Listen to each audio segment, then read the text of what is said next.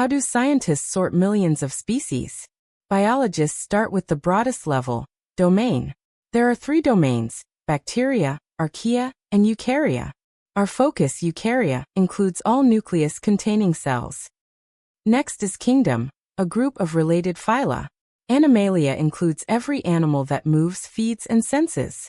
Then comes phylum, grouping creatures by body plan. Chordata covers animals with a notochord or backbone at some stage.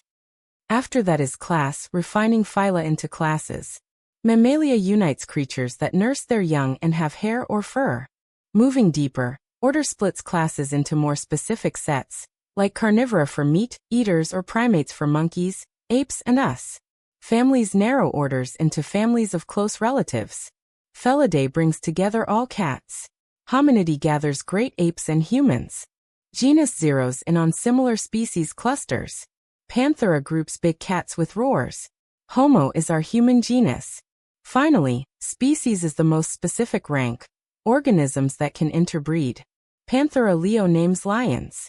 Homo sapiens names us. Lions and humans share phylum Chordata, because both have backbones. They also share class Mammalia since both nurse young. But at order, lions join carnivora while humans join primates. This split highlights taxonomy's power to map life's branches. Taxonomy isn't just labels. It uncovers evolutionary links spanning millions of years of history among species. You can memorize these ranks with the phrase, King Philip came over for good soup. Now you know the 8 ranks: domain, kingdom, phylum, class, order, family, genus, species. Grab an organism, maybe a local plant or pet, and try classifying it yourself. See where you fit in the tree of life.